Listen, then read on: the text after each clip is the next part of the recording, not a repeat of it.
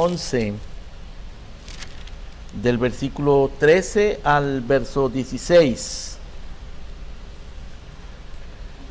Ustedes saben, el capítulo 11 de Hebreos es una galería, es un catálogo, una lista de... El capítulo 11 de Hebreos es una lista, un catálogo, una galería de personajes que vivieron vidas de fe. De eso se trata el capítulo 11, de cómo es la vida de fe. Y el escritor de Hebreos ilustra cómo es una vida de fe usando el ejemplo de estos personajes, a los cuales él en el capítulo 12 les llama una gran nube de testigos. Ellos nos dan testimonio a nosotros de cómo se vive una vida de fe. Y esto es particularmente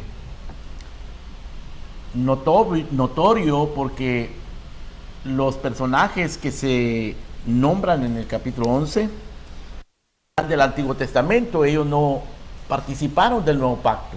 Ellos no tenían todas las ventajas, todo el conocimiento que nosotros tenemos, y no habían recibido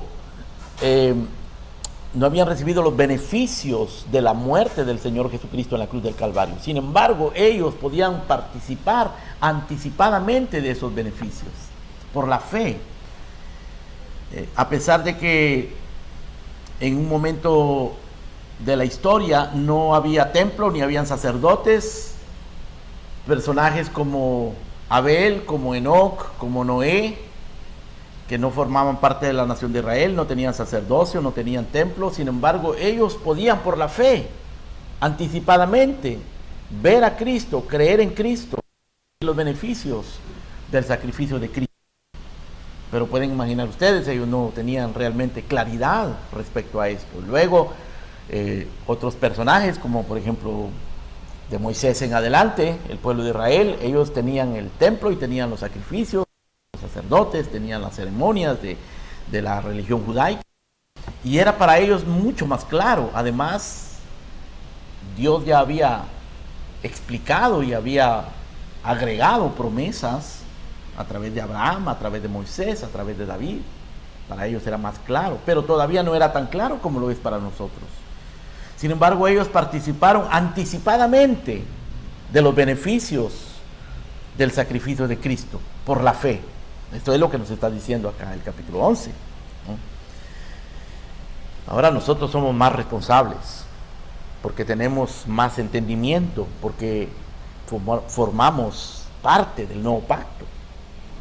Pero lo que en esencia nos está diciendo el capítulo 11 de Hebreos es que la fe es la misma, aunque la administración, la forma de administrar la salvación, la forma de revelarse, de manifestarse a través de la historia ha sido gradual y ha sido diferente. Sin embargo, la fe, la fe en su esencia es la misma. Y la describe en el verso 1 el escritor del capítulo 11, cuando dice que la fe es la certeza de lo que se espera, la convicción de lo que no se ve. Es decir, Dios le ha dado a su pueblo al principio una esperanza, y le ha hablado a su pueblo desde el principio, desde los días de Adán en adelante.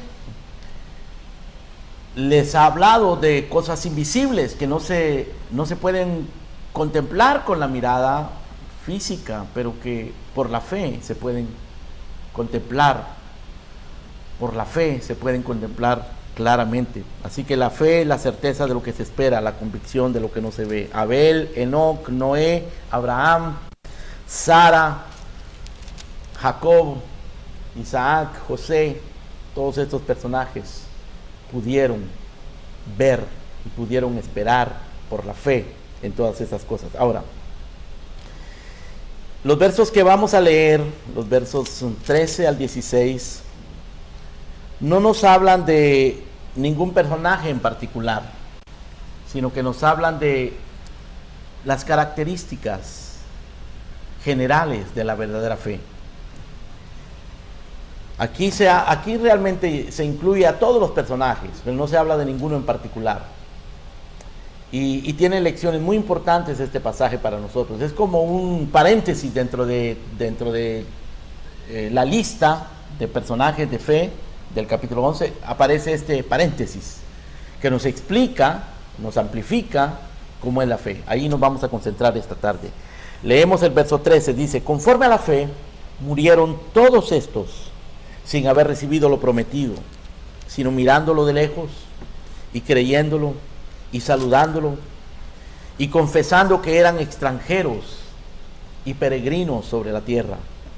Porque los que esto dicen claramente dan a entender que buscan una patria, pues si hubiesen estado pensando en aquella de donde salieron, ciertamente tenían tiempo de volver, pero anhelaban una mejor, esto es celestial, por lo cual Dios no se avergüenza de llamarse Dios de ellos, porque les ha preparado una ciudad. Notan ustedes, no está hablando de nadie en particular, pero nos está diciendo cuáles son las características de la fe, qué es lo que la fe produce, cómo es que la fe funcionaba en estos personajes en general. Lo que vamos a considerar en base a estos pasajes, primero, es cómo la fe dura hasta la muerte. Dice que estos personajes murieron conforme a la fe. Hasta el último de sus días, ellos vivieron una vida de fe. Porque la fe dura hasta la muerte. La fe no es temporal, la fe es permanente. La fe verdadera es permanente. Eso es lo primero que vamos a considerar. Vamos a considerar también cómo la fe busca lo celestial. La fe obtiene muchas promesas. La fe nos concede muchas bendiciones. Vienen muchas bendiciones a través de la fe. Pero lo que la fe últimamente busca es lo celestial. Eso es lo que nos dice este pasaje. Y en tercer lugar, también este pasaje nos muestra cómo la fe obtiene la aprobación de Dios. Dice en el verso número 16 que Dios no se avergüenza de llamarse Dios de estos personajes, porque creyeron, porque la fe obtiene la aprobación de Dios. Muy bien, vamos a considerar entonces estas características de la fe. En primer lugar, hablemos de la duración de la fe, cómo la fe dura hasta la muerte. Nuestro pasaje dice en el verso 13, conforme a la fe, murieron todos estos sin haber recibido lo prometido. Murieron.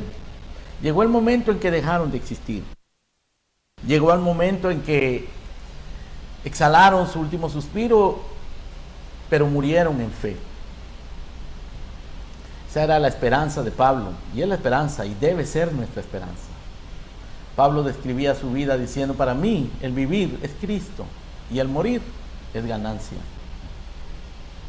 Para él morir era ganancia, porque se iban a terminar sus luchas acá. Pero mientras él vivió en esta tierra, él peleó la buena batalla de la fe. Así vivió Pablo, así vivieron estos personajes, así debemos vivir nosotros. Cuando Pablo estaba a punto de morir, le dice a Timoteo: Timoteo, pelea la buena batalla, yo ya la he peleado. He acabado mi carrera, he guardado la fe, he peleado la buena batalla, he acabado la carrera, he guardado la fe. La batalla que él peleó era la batalla de la fe, la carrera que él corrió fue la carrera de la fe, guardó la fe, fue fiel al depósito que Dios le encomendó, a la administración que Dios le encomendó, fue fiel a vivir por fe. Esa es la verdadera vida de todo verdadero creyente, una vida de fe hasta la muerte. Pero estos hombres no solamente murieron creyendo, ellos vivieron creyendo.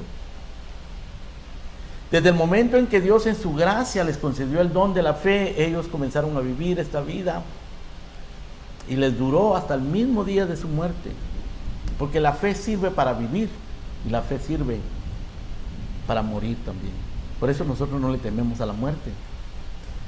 Por eso nosotros vivimos esta vida y la tenemos que vivir por fe. Pablo decía: yo estoy crucificado con Cristo, juntamente estoy crucificado, y ya no vivo yo, sino vive Cristo en mí, y lo que ahora vivo en la carne, lo vivo en la fe del Hijo de Dios.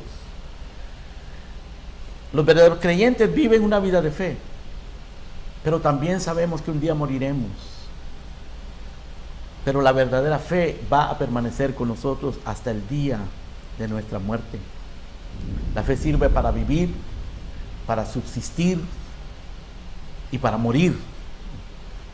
Dice más adelante en este mismo capítulo 11, en el verso número 35, si ustedes leen conmigo, por favor, dice: las mujeres recibieron sus muertos mediante resurrección. Aquí está haciendo referencia a ciertos milagros que sucedieron en el Antiguo Testamento y también en el Nuevo Testamento, en los días de Cristo, de mujeres que recibieron a sus muertos mediante resurrección.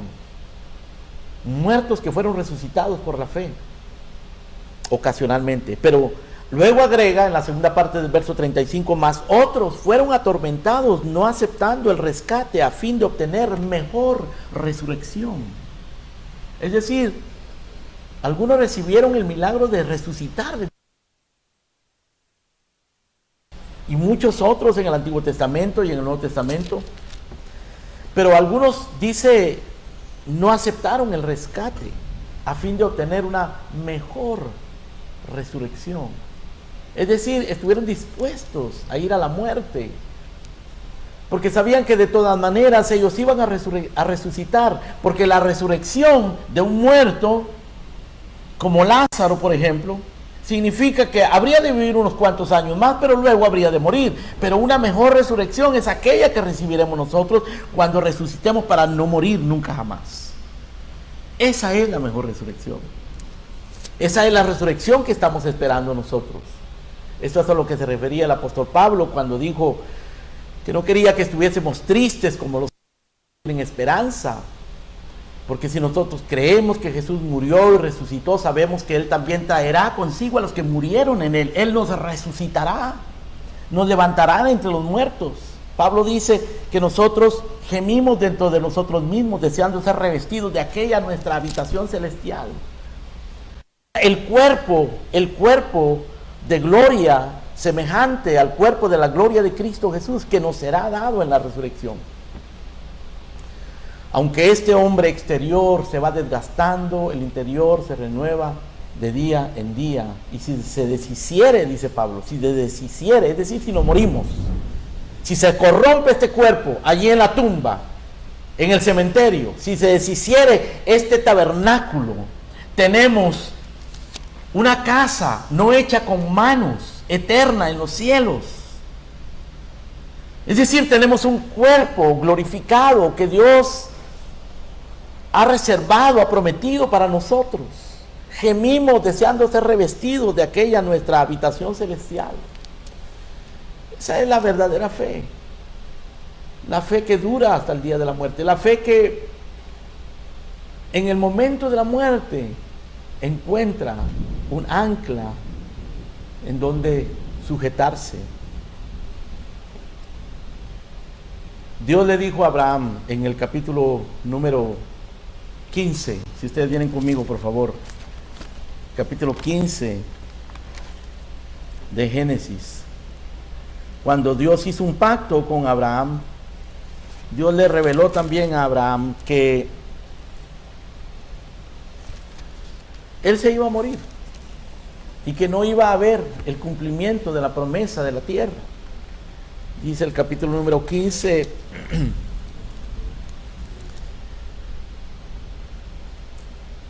en el verso número 13. Entonces Jehová le dijo a Abraham: ten por cierto que tu descendencia morará en tierra ajena y será esclava allí y será oprimida 400 años, mas también a la nación a la cual servirán juzgaré yo, y después de esto saldrán con gran riqueza, y tú vendrás a tus padres en paz y serás sepultado en buena vejez, y en la cuarta generación volverán acá.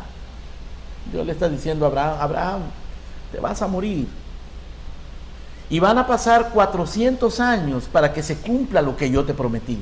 Para que tus descendientes posean esta tierra.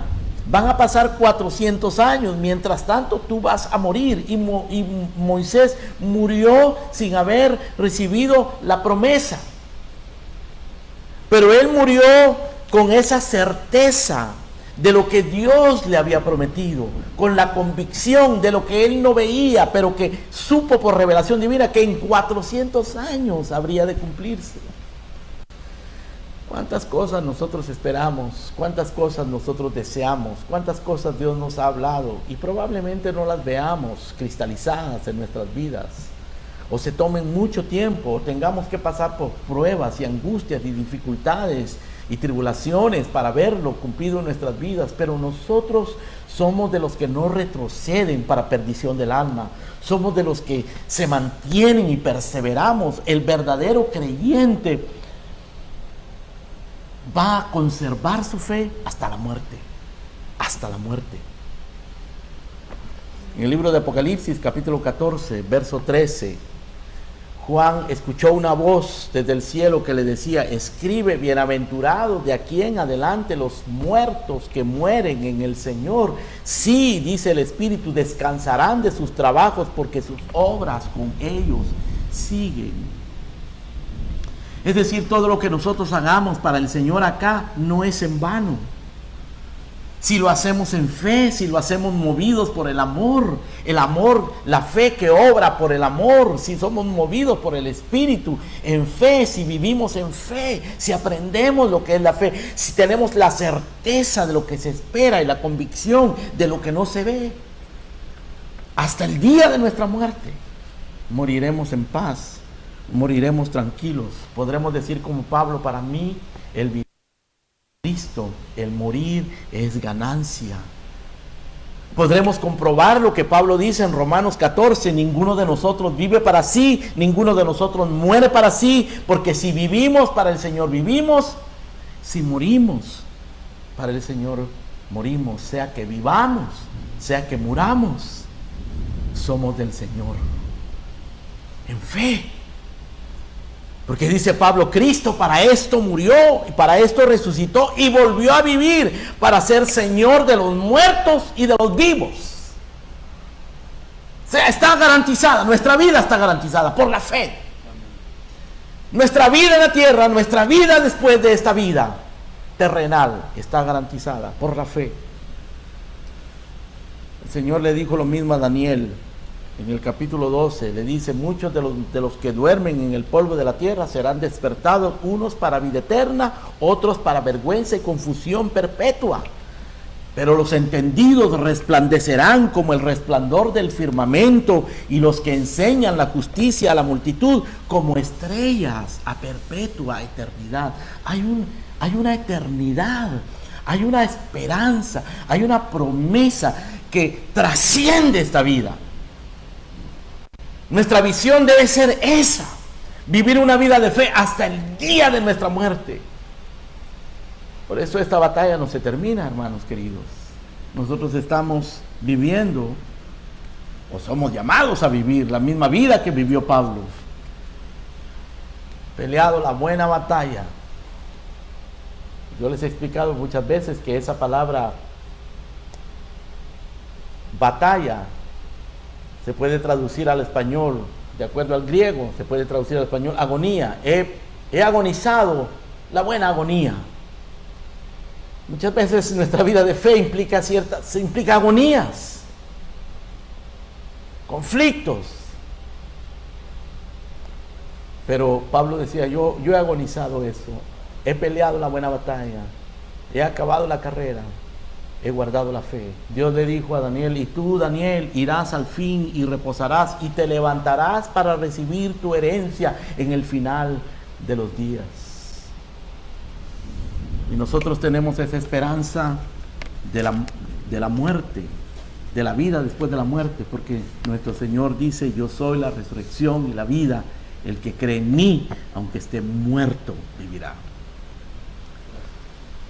Así que nuestro pasaje nos declara que todos estos personajes murieron conforme a la fe,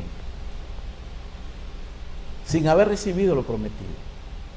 Ahora, esto nos conduce a nuestra segunda consideración: que la fe no solamente dura hasta el día de la muerte, pero que la fe busca lo eterno, busca lo celestial. Por eso es que ellos pudieron morir sin haber recibido lo prometido. Por eso es que ellos pudieron vivir una vida de contentamiento. Por eso es que nos dice que Abraham habitó como extranjero en tierra prometida, contento. Como en tierra ajena, contento. Aunque la tierra era de él por promesa, pero toda su vida él vivió como si fuese tierra ajena, nunca la poseyó. Moraba en tiendas, nunca pudo edificar su casa, nunca pudo establecerse plenamente. Vivió una vida nómada, incómoda, pero él estaba contento y murió sin haber recibido las promesas. Pero dice el verso 13 que no solo Abraham, pero Sara, Isaac, Jacob y todos los hombres y mujeres de fe miraban de lejos, creían, saludaban las promesas y confesaban que eran extranjeros y peregrinos sobre la tierra. Buscaban lo eterno. En el verso 14 dice, los que esto dicen claramente dan a entender que buscan una patria. Es decir, Abraham tenía la promesa de Canaán, pero él veía más allá de Canaán. Él esperaba la tierra de Canaán, porque Dios se la había prometido. Él fue, dejó de los caldeos y fue a Canaán, vivió allí. Y él sabía que en 400 años Dios se la iba a dar, pero había algo más allá del sol, como dice nuestro himno.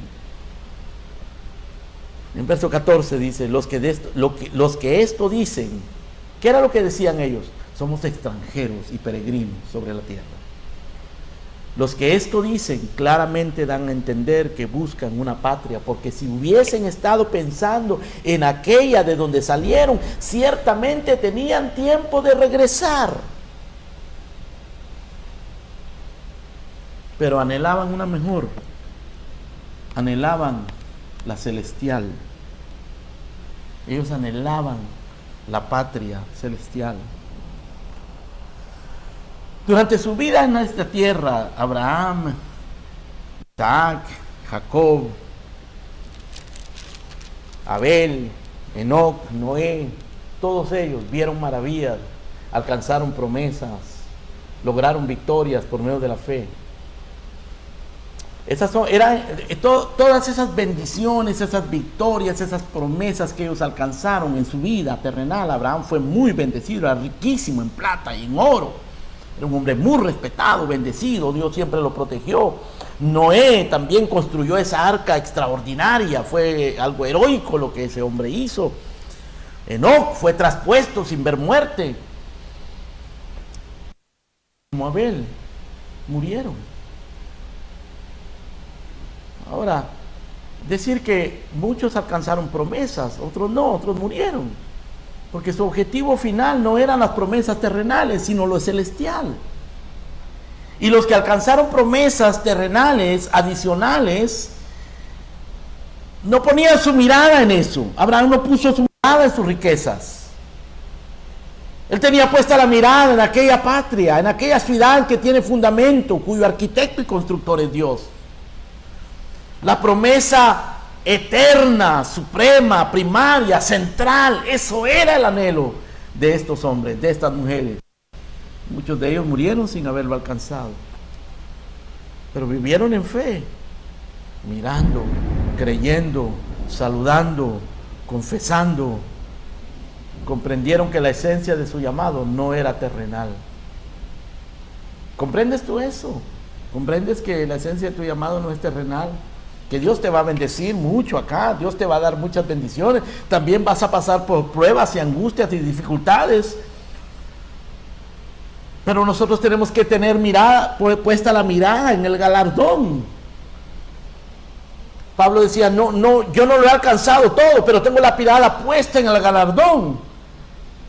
En el capítulo 12 dice el escritor de Hebreos, nosotros teniendo en derredor una tan grande nube de testigos, despojémonos de peso de pecado y corramos con paciencia la carrera que tenemos por delante, puestos los ojos en Jesús, el autor y consumador de nuestra fe. Nosotros, queridos hermanos y hermanas, somos administradores de lo que Dios nos da. en esta tierra. Dios te ha dado talentos, inteligencia, oportunidades, una carrera, un trabajo, salud, familia, hijos, hijas, matrimonio, lo que Dios te haya dado, cualquier cosa que Dios te haya dado o que no te haya dado, es para que tú lo administres, es para que vivas una vida de fe. Nosotros no creemos como aquellos falsos que piensan que una vida de fe significa éxito, prosperidad. No, una vida de fe significa fidelidad. Fidelidad continua, permanente, persistente. Y una mirada puesta en lo eterno. Viviendo contentos con lo que tenemos. Sea mucho, sea poco. Pudiendo decir como dijo Job, el Señor da, el Señor quita. Bendito sea el nombre del Señor. Y estos hombres y mujeres conocían su identidad.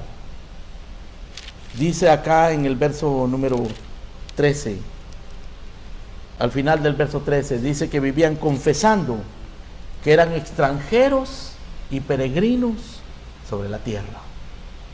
Esa era la identidad de ellos, extranjeros y peregrinos sobre la tierra. El mundo no es nuestro hogar. Nosotros estamos aquí de paso. Nuestra patria está en los cielos. Nuestra ciudadanía está en los cielos. O sea, las lágrimas de Pablo, hermano, las muy pocas veces que lo vemos llorando, siempre era, hermano, por la causa de la gloria de Dios y del Evangelio. Y él dice, Pablo dice, por ahí hay muchos, y lo digo llorando, que son enemigos de la cruz de Cristo, cuya gloria es su vergüenza, cuyo Dios es su vientre, que solo piensan en lo terrenal. Está hablando de líderes religiosos,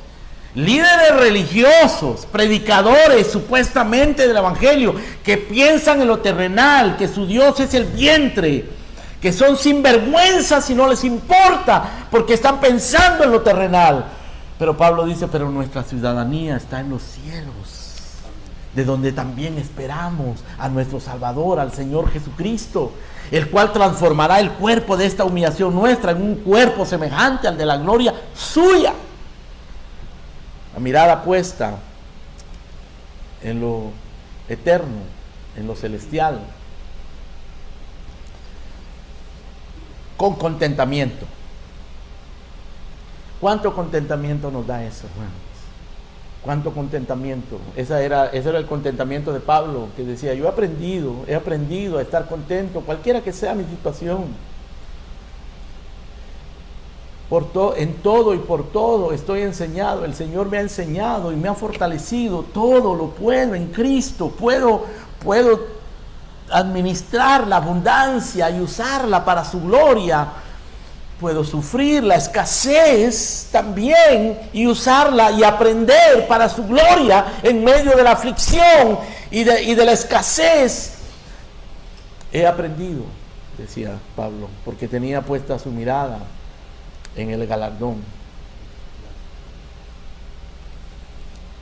Y ellos conocían su identidad, extranjeros y peregrinos. Dice que daban a entender que buscaban una patria. Con su confesión, daban a entender que buscaban una patria. No estaban pensando en aquella de donde salieron. Estaban con su mirada puesta en aquella patria celestial, eterna. Tenían tiempo de volver y no lo hicieron. Siguieron, fueron perseverantes por la fe. Por la fe. Hubo algunos que se equivocaron, hermano. Lot se equivocó grandemente.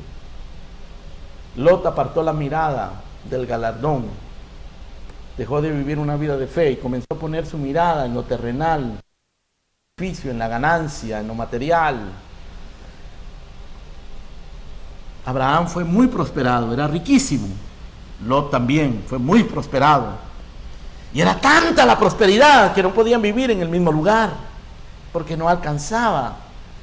Así que Abraham le dice, no haya contienda entre nosotros porque somos hermanos, vete tú para un lugar, yo me quedo en el otro lugar.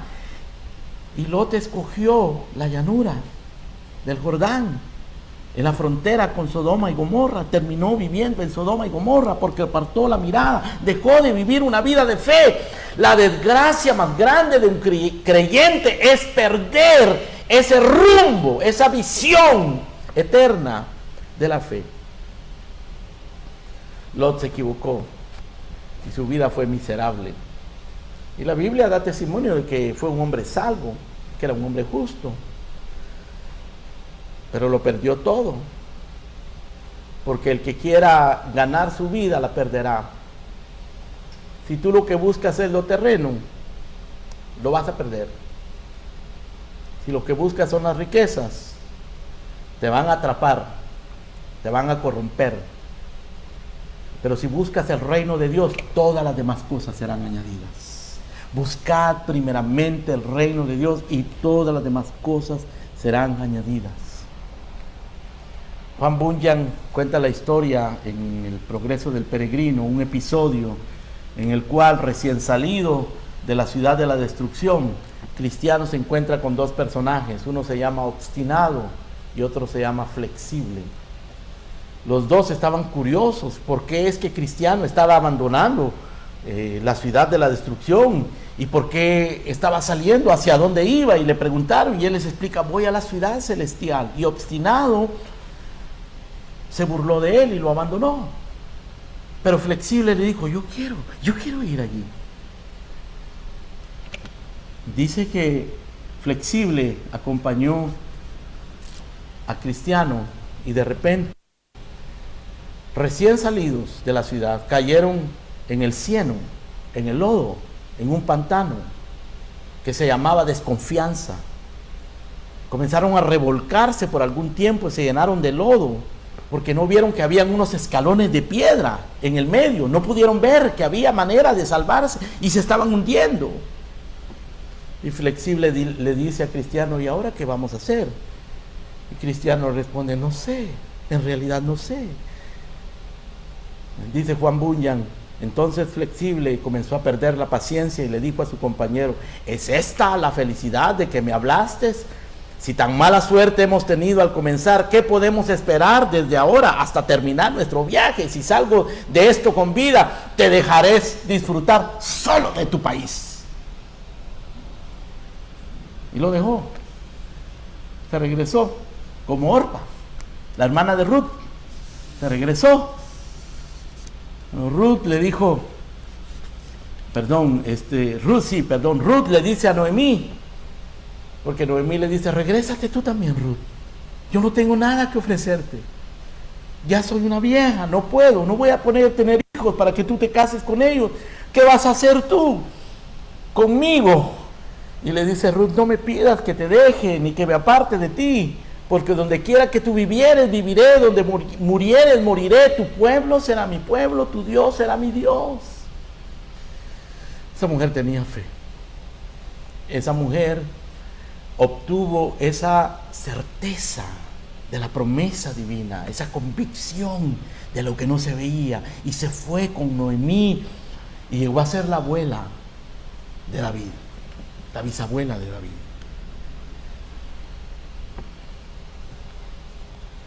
Busquemos, al igual que estos personajes, hermano, esa patria. Nosotros somos la circuncisión, los que en espíritu servimos a Dios y esperamos a nuestro Señor Jesucristo. Nuestra ciudadanía está en los cielos.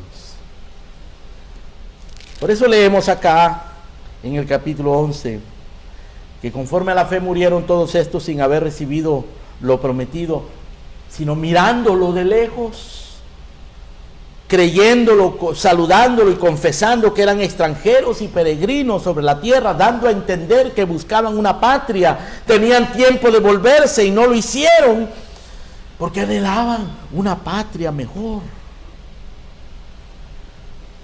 Ahora, esto nos lleva a nuestra tercera consideración. No solamente ellos tuvieron una fe que les duró hasta la muerte, no solamente tuvieron una fe que buscaba lo celestial, pero por esa fe obtuvieron divina. Dice en el verso 16, anhelaban una mejor, esto es celestial, por lo cual Dios no se avergüenza de llamarse Dios de ellos, porque les ha preparado una ciudad. Ellos murieron en fe, vivieron en fe, su fe les hizo poner la mirada en lo eterno, en la patria celestial, y Dios se complació de ellos. La respuesta de Dios es: no se avergonzó de llamarse Dios de ellos. Dios no se avergüenza de llamarse Dios de ellos. Dice el versículo 6 de este capítulo: sin fe es imposible agradar a Dios. Y ellos agradaron a Dios. Dice en el verso 4: por la fe Abel ofreció a Dios más excelente sacrificio que Caín, por lo cual alcanzó testimonio de que era justo, dando Dios testimonio de sus ofrendas, y muerto aún habla por ellas. Dios dio testimonio de Abel, y Abel alcanzó testimonio de que era justo. Dice en el verso número 5 acerca de Enoc: por la fe Enoc fue traspuesto para no ver muerto, y no fue hallado porque lo traspuso Dios, y antes de que fuese traspuesto tuvo testimonio de haber agradado a Dios. Por la fe tuvo testimonio de haber agradado a Dios, caminó con Dios, Dios se agradó de él por la fe. Hermanos, Dios se va a agradar de nosotros no por nuestros esfuerzos, no por nuestro trabajo, no por nuestros sacrificios, sino por la fe. De manera que todo lo que tenemos que hacer, todo lo que hagamos, hagámoslo en fe, hagámoslo para Él, para su gloria, movidos por amor, por la fe. Hagámoslo en sinceridad de corazón, en perfección de corazón, sin hipocresías, sin arrogancias, considerándonos nosotros inferiores a los demás, sabiendo que el único superior es Cristo Jesús. Él dijo: aprended de mí que soy manso y humilde de corazón, y hallaréis descanso para vuestras almas. Cristo, hermano, muy raramente se describió a sí mismo, pero cuando Él se describió en esta ocasión, Él dijo: yo soy manso y humilde de corazón. Si nosotros mansamente y humildemente caminamos en fe, con nuestra mirada puesta en lo eterno, perseverando en esta fe, creyendo en las promesas, con la certeza de lo que se espera, con la convicción de lo que no se ve, nosotros vamos a agradar a Dios. Vean el capítulo 10, por favor, verso 35. Dice: no perdáis pues vuestra confianza, que tiene grande galardón, porque os es necesaria la paciencia, para que, habiendo hecho la voluntad de Dios, obtengáis la promesa. Porque aún un poquito, y el que ha de venir vendrá, y no tardará, mas el justo vivirá por la fe. Y si retrocediere, no agradará a mi alma. Pero nosotros no somos de los que retroceden para perdición, sino de los que tienen fe para preservación del alma. Hermanos, todo el capítulo 11 de Hebreos está gobernado por esta declaración: el justo por la fe vivirá. Todo el capítulo 11 del libro de Hebreos es una exhibición de esta verdad: el justo por la fe vivirá. Todos estos fueron declarados justos, tuvieron testimonio de haber agradado a Dios por la fe, porque el justo por la fe vivirá. La única manera de vivir delante de Dios es por la fe. Sin fe es imposible agradar a Dios. Y la fe es la certeza de las promesas de Dios. La fe es la certeza de que Dios es fiel, de que sus atributos son perfectos, de que Él no falla, Él no miente. Eso es la fe. La fe es la convicción de que lo que no vemos y que Dios nos ha prometido es real. Es más real que lo que vemos aquí en esta tierra.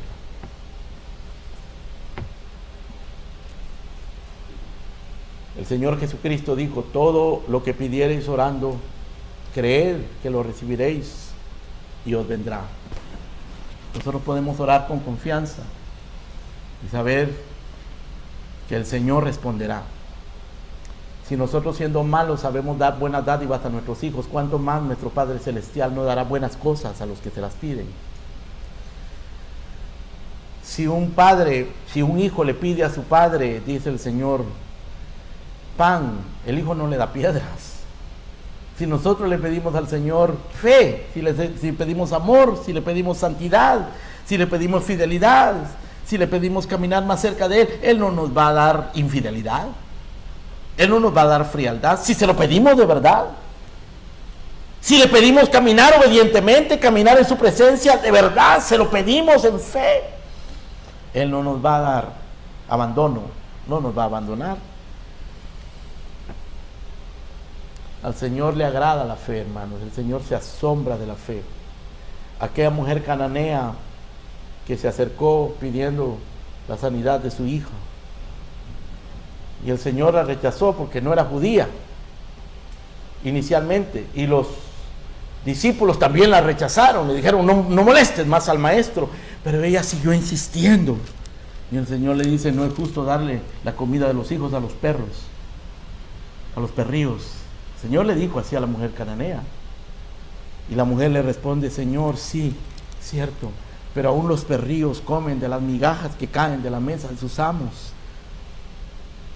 Yo creo que tú eres bueno. Yo sé que no es el tiempo de los gentiles, ahora es el tiempo de los judíos. Yo sé que a mí no me pertenece esto, pero yo creo en tu bondad, creo en tus promesas, creo en tu misericordia, creo que tú eres el Redentor. Aunque soy un perrillo, pero aunque sean las migajas, con eso me basta. Y el Señor respondiendo le dijo: oh mujer grande, hágase contigo como quieres. Y su hija fue sanada en aquella hora. Aquel centurión que vino pidiendo por uno de sus siervos, él seguía insistiéndole al Señor, y se acercaron unos amigos del centurión y le dijeron: ya no lo molestes. Y el Señor le dijo: yo voy contigo, voy a tu casa. Y entonces el centurión le dice al Señor: Señor, yo no soy digno de que entres bajo mi techo, porque ni siquiera me tuve por digno de venir a ti, pero di la palabra y mi siervo será sano.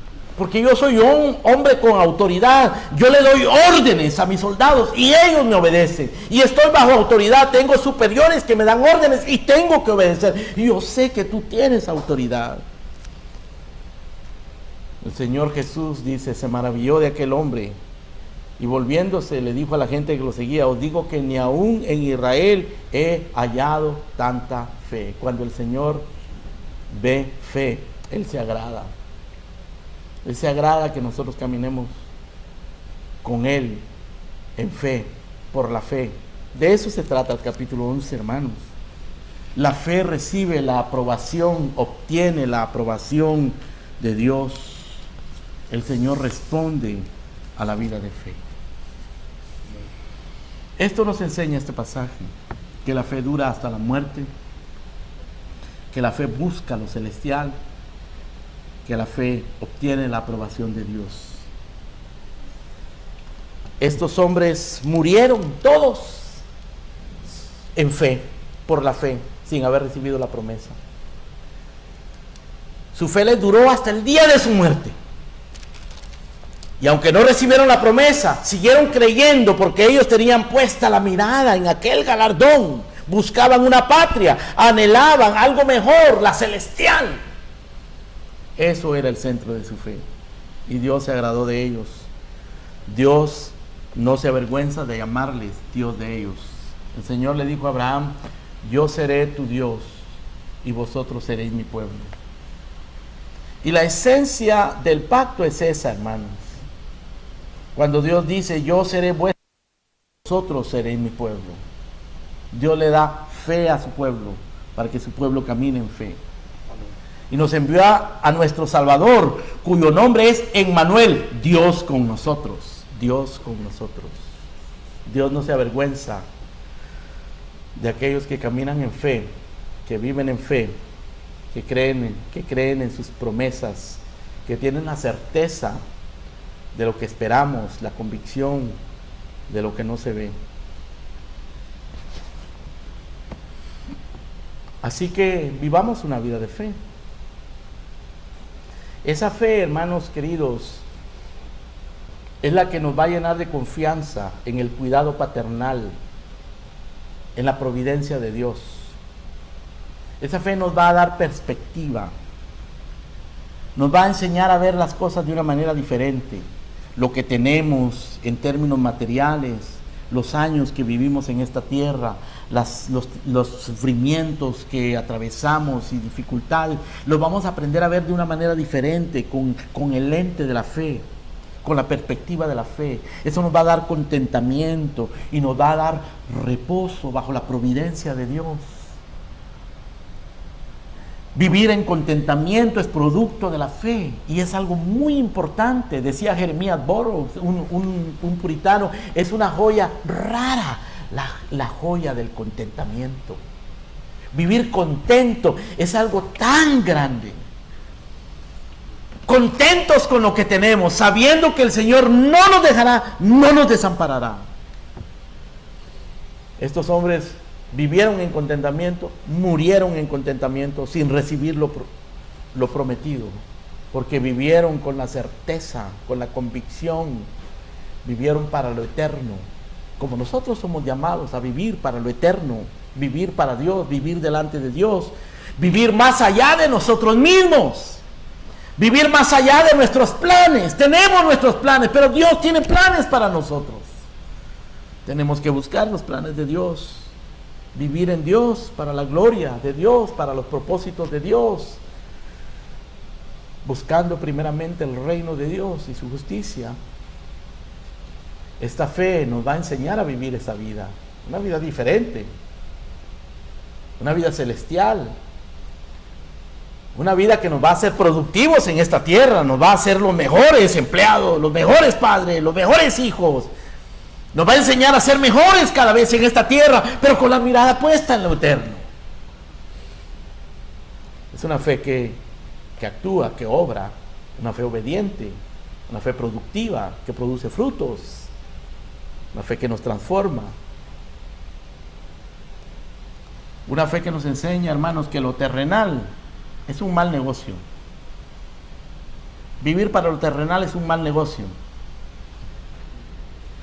Que lo terrenal es temporal, es inútil para lo eterno, a menos que nosotros lo usemos en fe para la gloria de Dios. Pero si lo usamos solo para nuestros deleites, es inútil. Si lo usamos solo para vivir y seguir en el trajín de la vida, en esa carrera de ratas que se vive en este mundo, no nos va a servir de nada. Es necio, es insensato, es inútil estarse preocupando y afanando tanto por lo terrenal, en incredulidad. Debemos de crecer en fe. Si tú no crees en el Señor Jesucristo, si nunca te has arrepentido, si no conoces lo que es esta vida de fe, tienes que venir en arrepentimiento, en fe, tienes que venir a Él, creer en Él, poner la mirada en lo eterno. No cambies esta joya preciosa, este diamante precioso, este oro precioso de la fe por las bagatelas del mundo.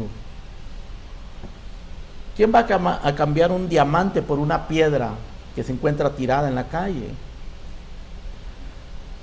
Cuando algo es caro, cuando algo es útil, cuando algo es precioso y raro, es caro, ¿no?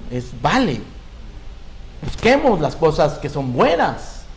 El apóstol Pablo dice que nosotros edifiquemos con oro, con plata, con piedras preciosas. Y eso es equivalente a servir a Dios en fe, en amor. Oro, plata, piedras preciosas, es decir, todo lo que hagamos. No tienes que ser un predicador, no tienes que ser un pastor, no tienes que tener una posición en la iglesia. Puedes edificar con oro, plata, piedras preciosas, tu papel de padre, tu papel de hijo, tu papel de esposo, de esposa, de empleado, de estudiante. oro, plata, piedras preciosas, pero algunos edifican con heno, hojarasca, con madera, y eso se quema, no sirve.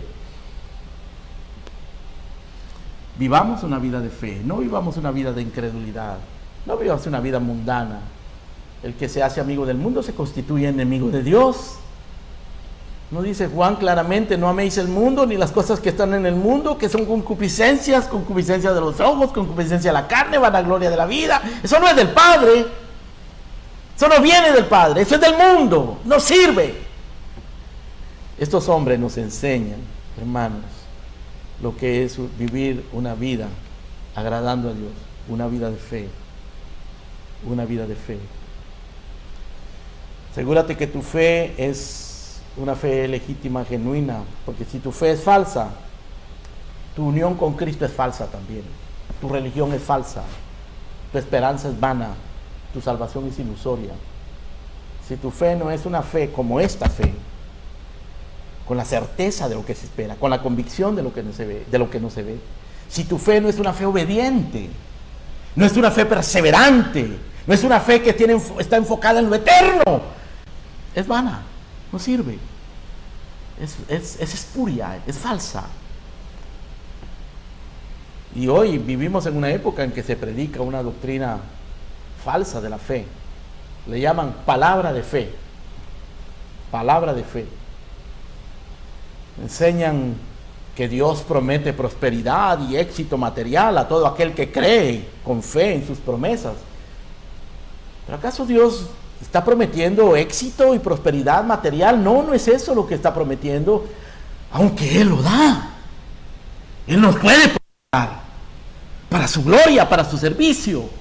Y si lo hace, hermano, entiende que no puedes poner la mirada en eso, tienes que mantener la mirada en lo eterno y usar eso que Dios te da para el servicio de Dios, del prójimo, para su gloria. Tienes que administrarlo responsablemente. Dios le dio a Adán riquezas, grandes riquezas, para que las administrara. Le dio a Abraham riquezas, grandes riquezas, para que las administrara. A Daniel lo puso en una posición muy privilegiada, muy prominente. A José lo puso en una posición muy privilegiada. A Pablo le dio una educación muy refinada. Y ellos supieron usar eso para su gloria. Para su gloria, por fe. Los falsos maestros de la fe hablan de prosperidad y éxito material en base a la fe. Pero ellos usan el concepto de la fe de una manera falsa. Y le dicen al creyente que debe reclamar su bendición. Dicen que la pobreza es falta de fe. Mentira. La pobreza puede ser una bendición. Puede serlo si vives en fe. La escasez puede ser una bendición. Pablo decía: yo he aprendido también a vivir en escasez. Lo he aprendido. Y también he aprendido a vivir en abundancia. O sea, Dios nos da abundancia y no escasez. Y en cada circunstancia nos está enseñando algo, si vivimos por la fe. Los falsos maestros de la fe enseñan que la enfermedad es producto del pecado. Y sí lo es, del pecado en general. Pero ellos lo enseñan de una manera tal que pretenden que toda enfermedad tiene que ser sana.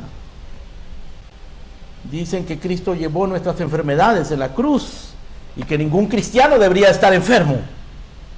Eso dicen los falsos maestros de la fe. Pero Pablo dice: a Trófimo dejé en Mileto enfermo. Pablo le dice a Timoteo: Timoteo, toma vino por causa de tus muchas enfermedades. Porque Pablo era realista. Pablo no predicaba esta falsa doctrina de la fe que pretende que todos los cristianos tienen que ser sanos. Los falsos maestros de la fe también piden mucho dinero.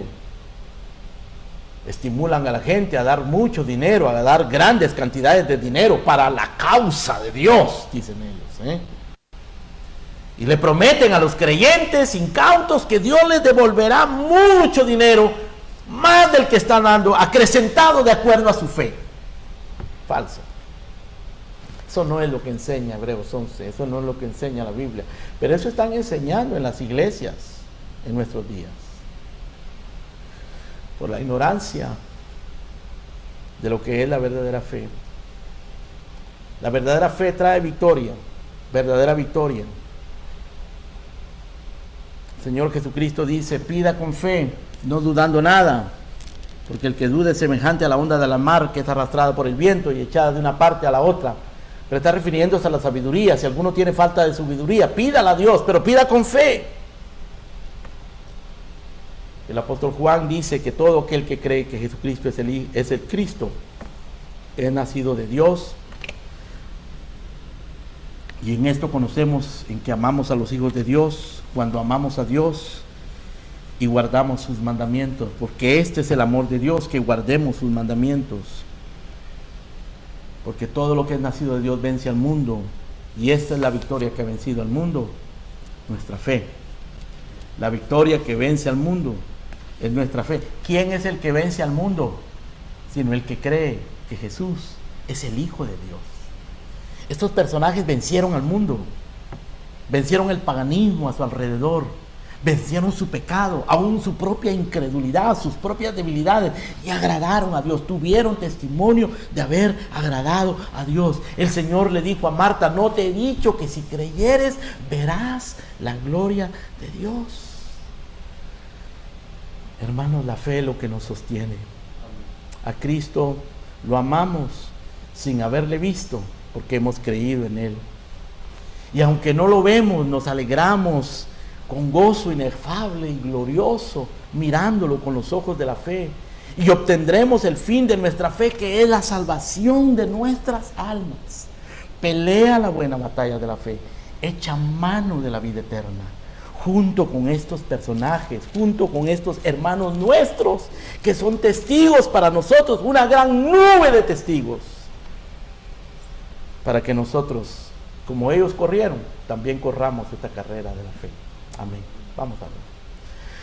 Padre nuestro, gracias te damos, Señor, por esta vida de fe, por el carácter de la verdadera fe, por esta fe que dura hasta la muerte, que busca lo celestial y que obtiene tu aprobación. Gracias, Señor, por estos hombres que son para nosotros testigos, que nos muestran con su vida de fe, Señor, cómo nosotros tenemos que tener esta certeza, vivir con esta certeza de lo que se espera, esta convicción de lo que no se ve. Gracias en el nombre de Cristo. Amén.